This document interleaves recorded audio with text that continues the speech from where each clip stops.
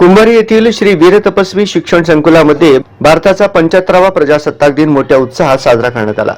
या कार्यक्रमास प्रमुख पाहुणे म्हणून सोलापूरचे माजी मुख्य कार्यकारी अधिकारी माननीय श्री दिलीपजी स्वामी सर, लायन्स क्लब सोलापूरचे अध्यक्ष मोहन भूमकर सर तसेच गारमेंट मॅन्युफॅक्चरिंग असोसिएशनचे सदस्य चन्नबसप्पा माळगे सर हे उपस्थित होते।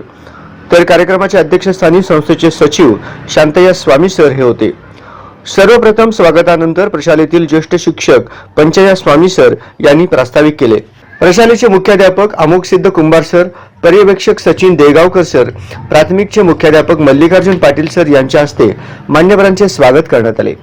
त्यानंतर व्यासपीठावरील मान्यवरांच्या हस्ते महात्मा गांधीजींच्या प्रतिमेचे पूजन व ध्वजारोहण करण्यात आले। संकुलातील विद्यार्थ्यांनी ध्वजास सलामी दिली व राष्ट्रगीत आणि राज्यगीत गायले।